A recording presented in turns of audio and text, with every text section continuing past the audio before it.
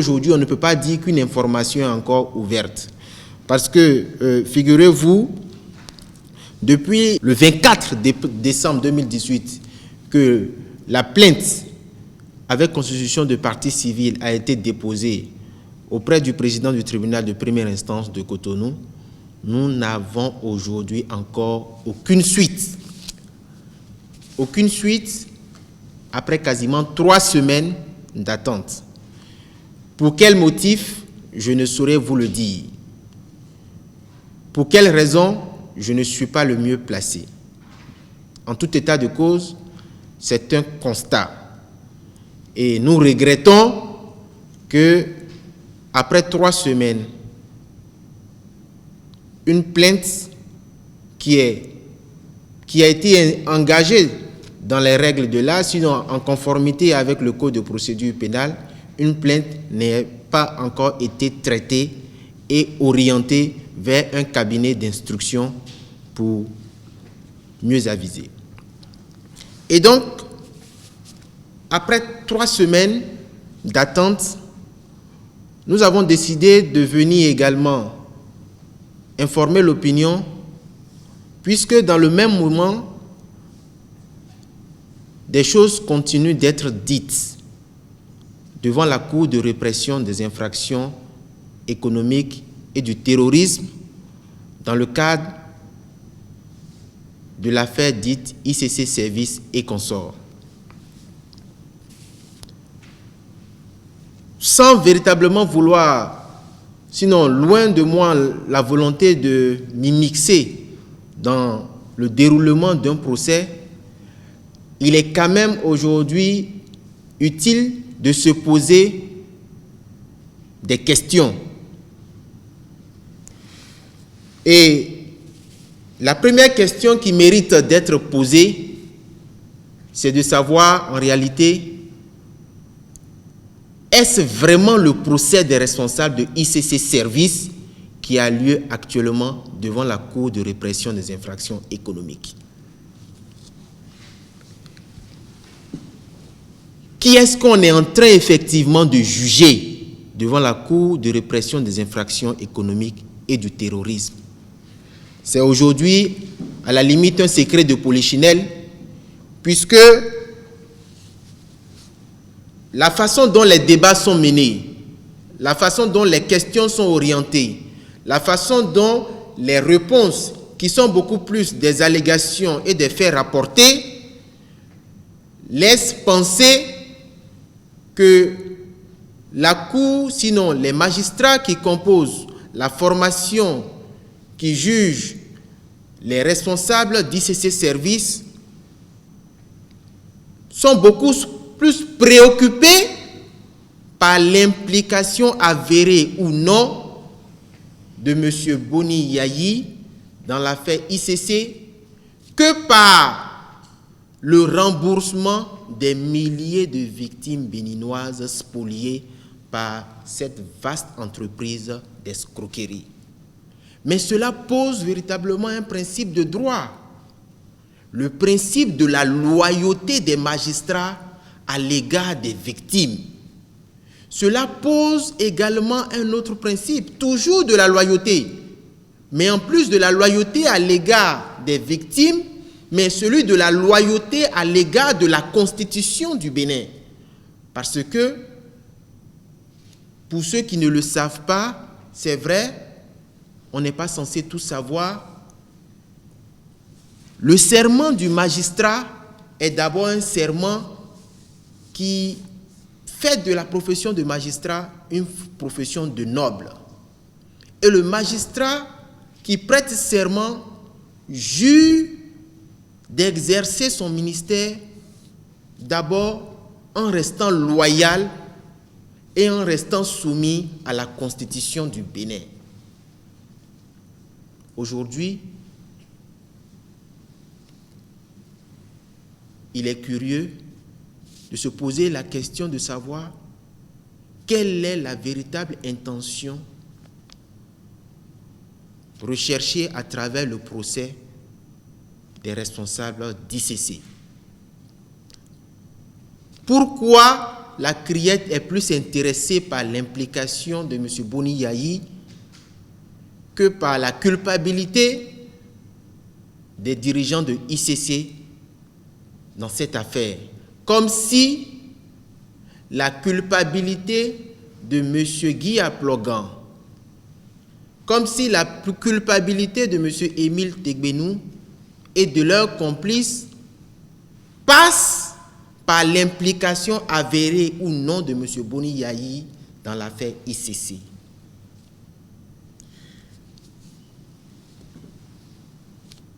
En agissant ainsi, on a le sentiment que la criette est en train d'instrumentaliser la douleur des milliers de spoliés. Ce n'est pas son rôle. Ce n'est pas le rôle de la criette. Parce que l'affaire ICC a laissé beaucoup de meurtrissures, a créé beaucoup de drames dans les familles béninoises. Tous les corps de métier en ont été victimes. Toutes les familles, quasiment, de loin ou de près, un Béninois a au moins une connaissance qui a été victime de ICC. Mais diantre, que recherche la criette à vouloir coûte que coûte que l'on dise que oui, M. Boni Yayi, s'il n'est pas le promoteur de ICC Service, il est également au fait de l'entreprise ICC, sinon il a donné sa caution à l'entreprise ICC. Que recherche-t-on?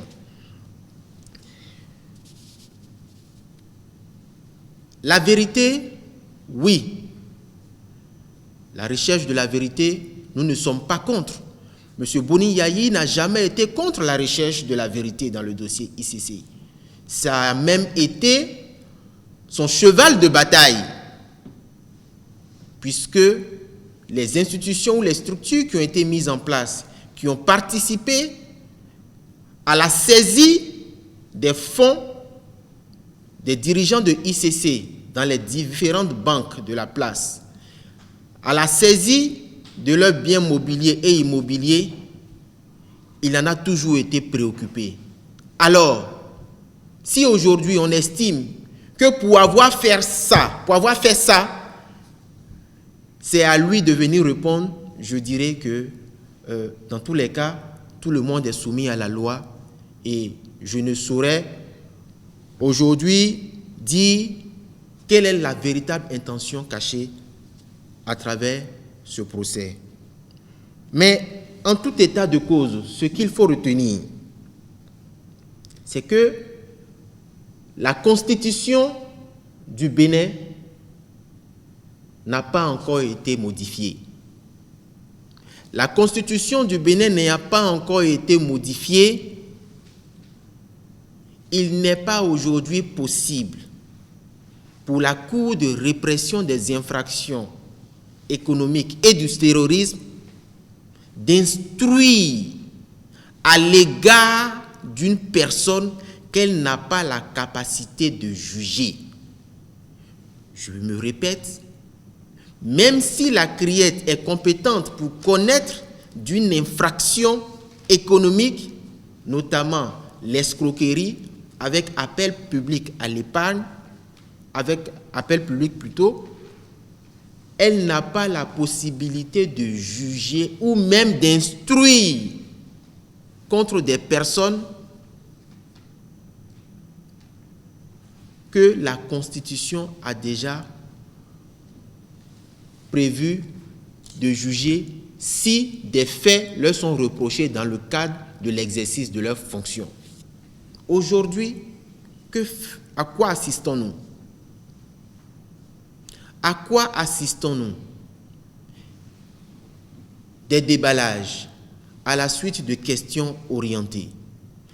Est-ce qu'il est possible aujourd'hui pour un Béninois de dire qu'une seule fois, en une seule journée, il n'a pas entendu plus d'une fois le nom du président Boni Yayi à l'occasion du procès de ICC Service? Chaque jour que Dieu fait, c'est comme si la Cour, quand une personne vient à la barre et ne parle pas du président Boni Yayi comme étant mêlé à l'affaire ICC, cette personne-là n'est pas crédible.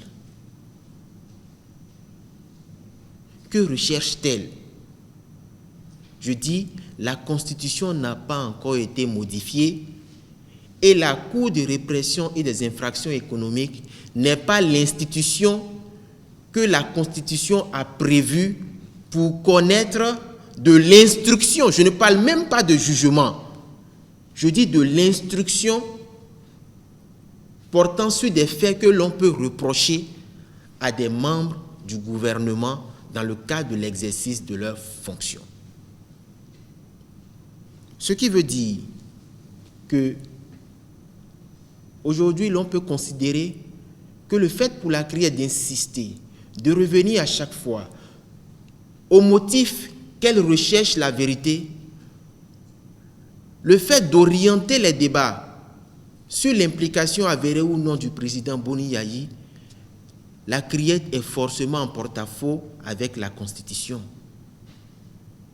Elle est en porte-à-faux avec la Constitution. Nous disons qu'il ne s'agit pas pour nous de nous immiscer dans le déroulement d'un procès. Mais le président Boni Yayi reste encore un citoyen. Mais chaque jour que Dieu fait, son image est salie. Chaque jour que Dieu fait, depuis le 17 décembre, son honneur est terni. Chaque jour que Dieu fait, sa moralité est mise en cause. À travers des déclarations infondées, je dis à travers des allégations ou des faits rapportés que des magistrats qui sont en principe, je ne dirais pas indépendants, mais qui sont en principe expérimentés, doivent pouvoir appréhender comme étant des risques majeurs d'exposer une personne à la vindicte populaire. Puisque le caractère, sinon la spécificité de ce procès, c'est qu'il est retransmis à la radio. L'effet d'allégation, l'effet de propos rapportés qui ne sont étayés par aucun élément de preuve, mais quelle est la conséquence que cela peut avoir sur la vie privée d'un individu? La CRIET doit pouvoir prendre cela en compte si véritablement elle estime qu'elle a un devoir de loyauté à l'égard des citoyens béninois. Parce que si la CRIET décide que le procès doit être retransmis à la radio, elle doit également veiller à ce que tout ce qui se dit ou tout ce qui se fait soit étayé, soit appuyé par des éléments probants. On a sali l'image du président Boni Yayi. Aujourd'hui, on salit l'image de sa famille. On salit l'image de sa femme. On salit l'image de ses enfants. Mais à quelle fin? À quelle fin? À quelle fin? Boni Yayi n'est pas parti au procès de ICC Service. Il ne peut même pas être entendu comme témoin, ni comme simple sachant, parce que c'est la Constitution qui le lui interdit. Mais quand on a tous ces éléments en tant que magistrat expérimenté, pourquoi cautionner des déclarations alors que durant l'instruction passée, aucun élément n'a mis en cause M. Boni Yayi? Depuis 9 ans qu'il y a eu une instruction, on n'a jamais entendu un déballage allant dans le sens d'une accusation à l'encontre de M. Boni Yayi. Aucune pièce du dossier. Mesdames et messieurs, chers journalistes, le ton aujourd'hui, il est solennel. Le ton aujourd'hui, il est certainement grave parce que les circonstances actuelles le requièrent. Je voudrais néanmoins rassurer l'opinion que M. Boni Yayi ne fera aucune déclaration publique relativement au déroulement du procès ICC. Que toutes les personnes qui s'attendent à ce que M. Boni Yayi fasse une déclaration publique par rapport à l'affaire ICC qui a cours aujourd'hui, ces personnes-là attendront longtemps. Car M. Boni Yayi reste encore attaché au respect de la justice. Et parce qu'il n'a pas envie de s'immiscer dans le déroulement d'un procès, même si son honneur aujourd'hui est en train d'être bafoué, il le vit avec sa famille, il le vit avec ses proches, il le vit avec ses amis, avec beaucoup de sagesse, avec beaucoup d'humilité. Et le message que je vous donne aujourd'hui, au nom de mon client, c'est un message de paix, c'est un message de sérénité, c'est un message de confiance à l'avenir, c'est un message de sérénité. Pour dire tout simplement que bien qu'il soit exposé à la vindicte populaire, il continue de faire confiance à la justice parce qu'il estime que tôt ou tard, la vérité triomphera. Ce qui se passe dans ce dossier ICC, personnellement, en tant qu'avocat, membre d'un barreau de l'UMORA, m'intrigue. Je suis un peu déçu par tout ce qui se passe dans ce dossier parce que nous avions toujours pensé qu'aujourd'hui, l'État du Bénin est une grande démocratie, ou du moins une démocratie enracinée que nous souhaiterions copier dans la sous-région. Surtout que moi, je viens du Togo, où nous n'avons pas encore cette chance. Nous sommes d'autant plus surpris par ce qui se passe dans ce dossier parce que depuis l'affaire Talon dans ce pays, nous avions estimé que les magistrats étaient vraiment indépendants et qu'ils pouvaient rendre des décisions en toute sérénité, qu'ils pouvaient se consacrer simplement au dossier.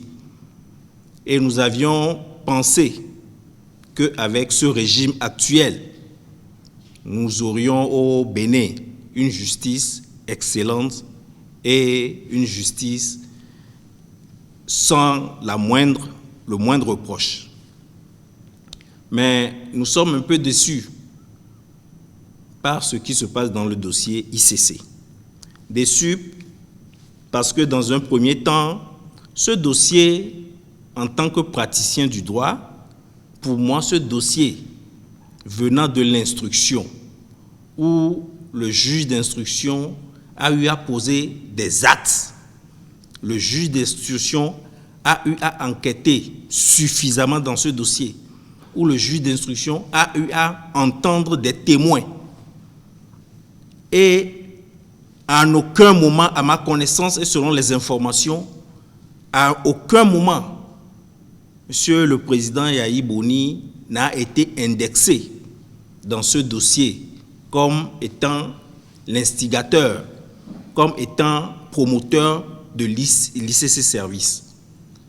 Que ce dossier soit clôturé, renvoyé en jugement et qu'aujourd'hui, dans les débats, dans le procès, on vienne indexer le président comme étant le promoteur, comme étant l'instigateur de l'escroquerie dans ce dossier, j'avoue que je suis vraiment déçu. Je suis déçu d'autant plus que les magistrats de la Criette n'ont pas la police de cette audience pour canaliser ces témoins qui n'ont pas eu à faire des déclarations devant le juge d'instruction, mais qui viennent citer M. Yayi Boni comme étant l'instigateur ou le promoteur de l'ICC Service aujourd'hui ou comme étant un complice. J'en suis vraiment désolé. En principe, le magistrat siégeant doit pouvoir, en principe, avoir toujours la police de l'audience. Un dossier qui est instruit à la barre, où des témoins viennent faire des déclarations qu'ils n'ont pas eu à faire devant le juge d'instruction. On ne pose pas de questions, on ne leur demande pas d'apporter des preuves. On les laisse déballer des contre-vérités à la justice et de surcroît dans un procès qui est médiatisé. Nous disons que c'est déplorable, c'est vraiment dommage pour une justice qui se veut indépendante. Je suis un peu déçu également par, vous allez m'excuser, mesdames et messieurs de la presse, par certains de vos confrères qui se sont accaparés de ce dossier, qui ont écrit des choses, qui ont estimé qui ont pris les paroles de ces témoins comme des paroles d'évangile et qui estiment que M. Yahi Boni est vraiment l'instigateur dans ce dossier, qu'il est le promoteur, qu'il serait complice dans ce dossier. J'en suis vraiment désolé. J'en suis désolé parce qu'on estime que peut-être, entre-temps, il aurait reçu une fois, puisque c'est les presses même qui le disent, qu'il aurait reçu une fois les promoteurs de cette structure et qu'il serait complice. Je suis désolé. Un président de la République a le droit, même l'obligation, de recevoir tout concitoyen qui veut le voir. Tout concitoyen qui veut le voir, le président peut le recevoir. Et recevoir un concitoyen ne veut pas dire qu'on est complice des actes qu'il aurait posés après. Et j'ai lu dans les presses certains de vos confrères qui disent que ces personnes s'étaient révélées par après des gens qui sont auteurs de l'escroquerie. Par après. Mais quand nous voulons faire une analyse, faisons une analyse sérieuse, faisons une analyse crédible. Même chez moi, ma justice a des problèmes, mais on tient tellement à la question de la présomption d'innocence. Nous tenons tellement à la question de la présomption d'innocence. À partir du moment où M.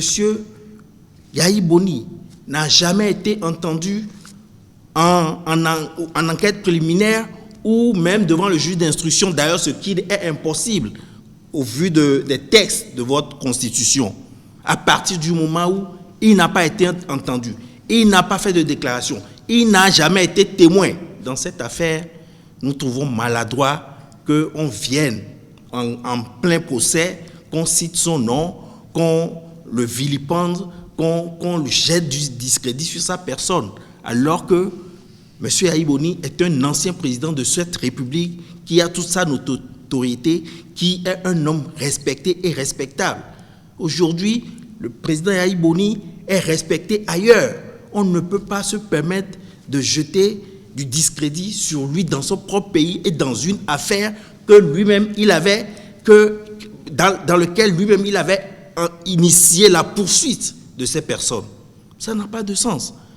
On estime que M. Yahi Boni aurait donné une caution morale. Moi, je ne comprends pas.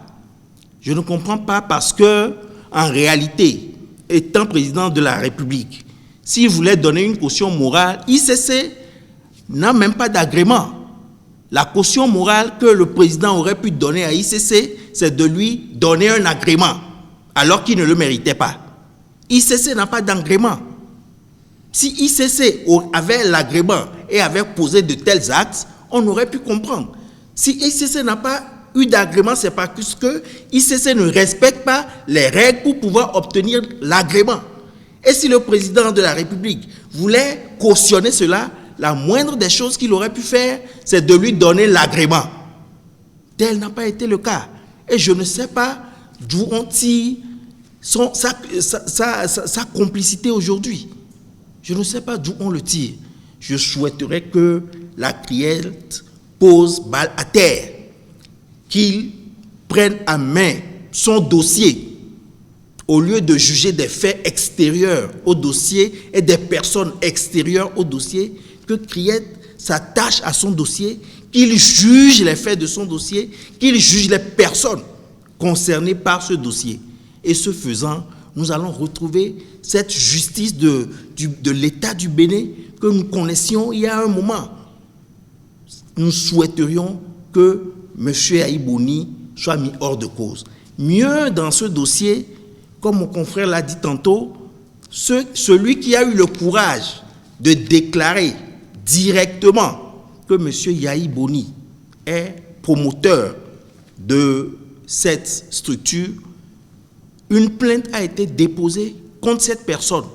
Tous les citoyens béninois sont égaux devant la loi.